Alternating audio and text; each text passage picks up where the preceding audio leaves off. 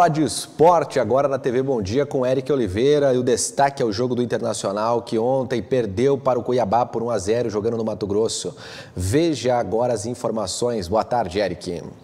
Muito bem, Leandro. Boa quinta-feira para ti e para todos que nos acompanham. Uma quinta que, depois da quarta-feira, terminando a rodada do meio de semana para a dupla Grenal, mais uma vez, tropeços. Mas, dessa vez, o tropeço foi do Internacional, que diante do Cuiabá, jogando na Arena Pantanal, acabou perdendo por 1-0, no pênalti que foi marcado pelo Johnny, acabou sendo imprudente e o Cuiabá fez 1-0. O que falar sobre esse Internacional, que se esperou muito depois da vitória no Clássico Grenal e tem uma sequência ruim? Uma sequência que logo na partida seguinte perdeu para o Juventude, conseguiu uma vitória contra o Atlético Paranaense, é bem verdade, um Atlético Paranaense que se imaginava que ia fazer um jogo até um tanto quanto complicado diante desse mesmo Internacional, e depois, agora num jogo que teoricamente o Inter poderia, pela combinação de da rodada, de jogos da rodada, porque o Fortaleza perdeu e o Corinthians também,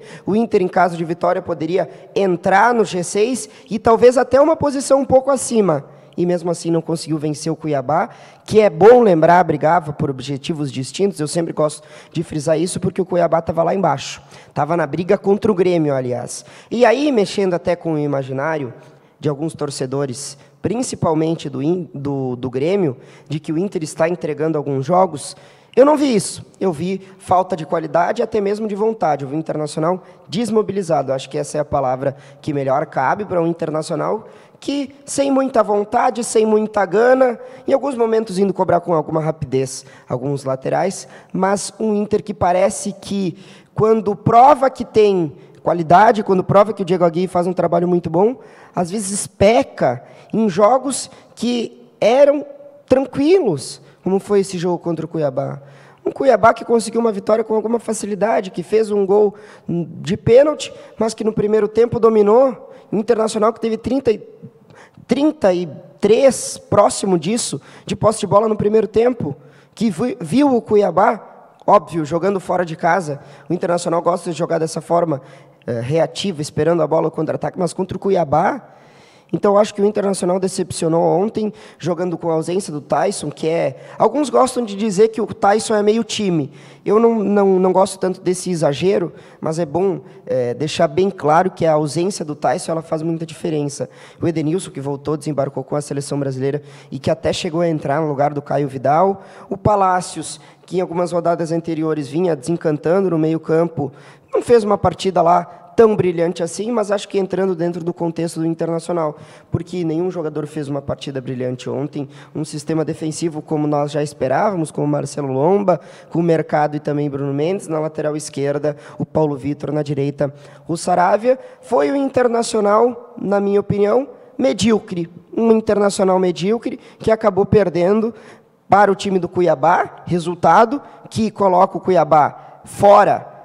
Ainda permanece com alguma chance de rebaixamento, muito pequena, bastante pequena. E por isso a torcida do Internacional, alguns torcedores comemoraram esse resultado, se é que dá para dizer que houve alguma comemoração, porque o grande objetivo do Inter é se classificar para a Libertadores. E o segundo grande objetivo do Inter é ver o Grêmio rebaixado da Série B do Campeonato Brasileiro. O Inter, com 47 pontos, permanece agora ainda na 7ª colocação. O Fortaleza, com 49, é o primeiro dentro do G6. O Corinthians tem 50 pontos. Os dois perderam na rodada. Então o Inter poderia ter entrado dentro da zona de classificação direta e acabou desperdiçando essa oportunidade. O técnico uruguaio, Diego Aguirre, que mais uma vez, com algumas investidas da imprensa uruguaia para que ele assuma tão em breve, no final dessa temporada, algum cargo na seleção, o cargo de treinador da seleção uruguaia. Mais uma vez, isso veio à tona e o Diego Aguirre, pelo menos, disse: estamos aqui no Internacional até o restante dessa temporada, até esboçou, quem sabe, fazer alguma projeção para o ano seguinte, mas no ano que vem é o momento de sentar, pensar. Esse é o grupo, esse é o técnico. Nós estamos chegando numa reta final de Campeonato Brasileiro, assim como nós vamos falar daqui a pouco sobre o Ipiranga, e é preciso ter muita cautela quando vai se analisar e se projetar uma temporada inteira. Vamos ouvir o que disse o técnico Diego Aguirre do Internacional. nós estamos jogando bem, estamos conseguindo as vitórias em casa, mas estamos em uma sequência ruim fora de casa. O jogo hoje foi, eu não gostei, especialmente no primeiro tempo, acho que não fizemos um bom jogo e a ideia era outra. É verdade que tivemos desfalques, mas eu prefiro não falar disso. Não é momento para falar de jogadores que não estão ou que talvez faltem opções. Temos que focar-nos em acabar bem estes últimos jogos, tentar conseguir nosso objetivo e depois pensar no planejamento para o futuro. Mas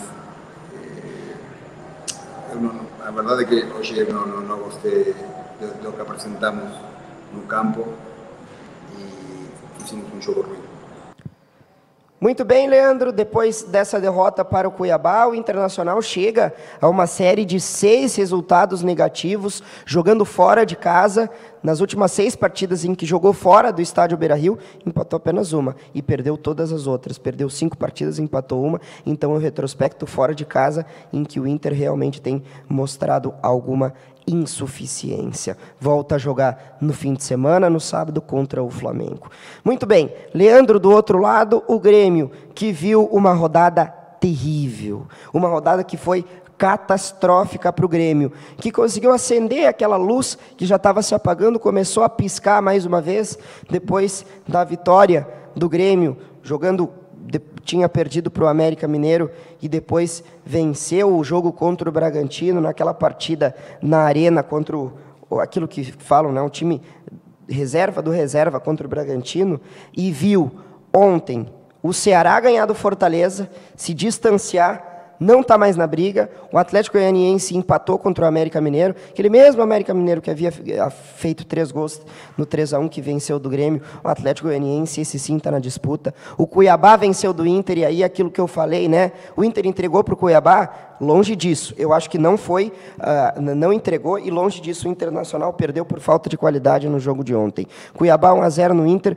se distanciou na briga contra o rebaixamento. O Santos venceu por 2-0 o Chapecoense, também saiu da briga. O São Paulo venceu o Palmeiras do Abel Ferreira, jogando e fez 2-0 no Palmeiras em Clássico Paulista. E o Juventude, meus amigos, o Juventude venceu também o Fluminense, o Juventude que sim é adversário do Grêmio. Agora o Grêmio permanece ainda na 17ª colocação com 32 pontos, e tem o Bahia com 36, que é o último dentro do Z4, e o Atlético Goianiense tem 39. Atlético Goianiense e Juventude agora se distanciaram, tem 39 pontos, o Grêmio tem 32, o Juventude tem 39 e o Atlético Goianiense tem 39.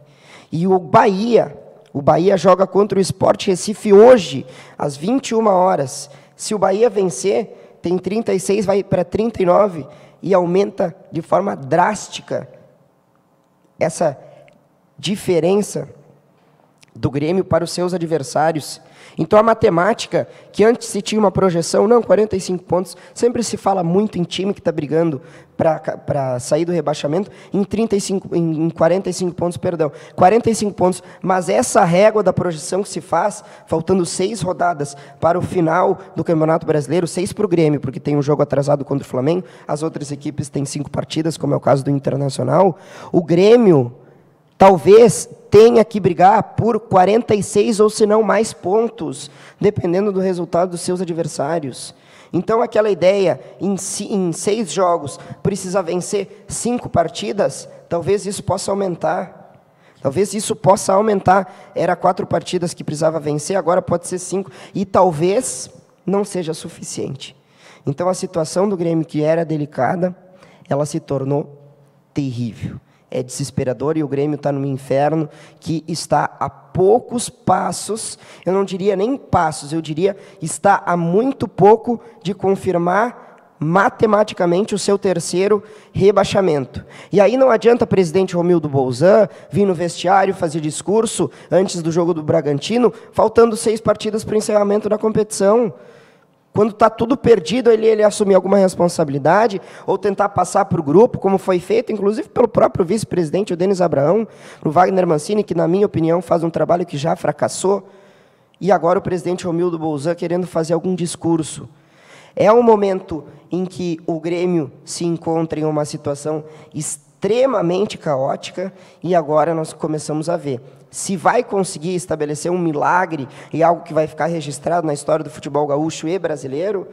Ninguém pode prever, afinal ninguém tem bola de cristal. Mas, nesse momento, virtualmente, moralmente, se é que dá para dizer algo a mais do que isso, o Grêmio já está com um pé e meio, está só com a pontinha na Série A do Campeonato Brasileiro. Está muito próximo de confirmar mais um rebaixamento. Muito bem, Leandro, o Grêmio joga contra a Chapecoense no final de semana. Há quem diga que a torcida do Grêmio, que é muito presente, é bom lembrar que no Sul tem uma força muito grande da dupla Grenal, e em Santa Catarina, alguns torcedores de Chapecó poderiam estar torcendo por Grêmio. O Grêmio tem se mobilizado de alguma forma, né, não só no ambiente interno, mas também externo, para fazer com que a torcida que está ausente, que poderia ser um fator para tentar fazer algo, para relembrar alguns momentos em que o próprio presidente Romildo Bolzan citou a Batalha dos Aflitos, e fazer isso por mais 6 vezes, repetir isso por 6 vezes, mexendo com aquela ideia de que no futebol tudo é possível.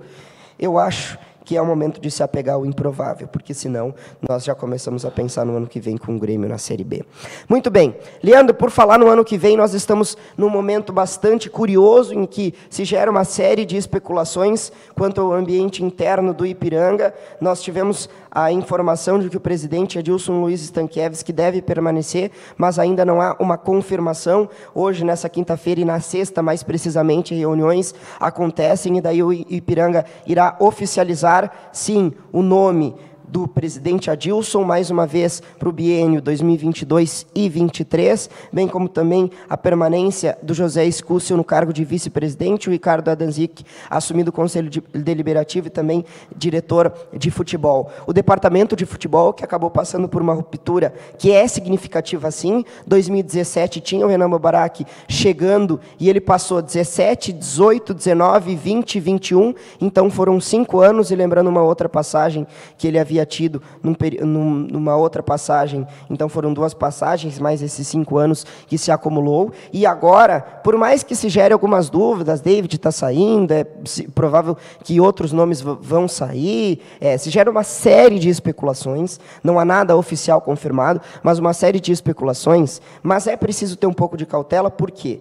Porque até o momento em que não for oficializado o nome do cargo do executivo de futebol do Ipiranga para a próxima temporada, qualquer coisa que se diga a partir de informações que acabam surgindo e vazando, é muito cedo ainda, e é preciso tomar muito cuidado. Por quê? Porque no ano que vem, a formação do Ipiranga, do seu grupo de jogadores, ela passa pelo departamento de futebol, estabelecido com o cargo de executivo de futebol definido. Porque esse vai ser, sim, o responsável por trazer esse jogador, ou aquele da Série C, da Série B, por que não da Série B, ou da Série D, de algum campeonato ou outro. Ele que vai ser o grande responsável, assim como era o Renan Mubarak, por fazer essa escolha de jogadores. E aí, muito montado e pautado no perfil desse nome, que eu não sei se já há uma definição do Ipiranga, se vai optar por um nome já conhecido, já no mercado, pelo menos do futebol gaúcho, vai tentar trazer alguém de fora do estado.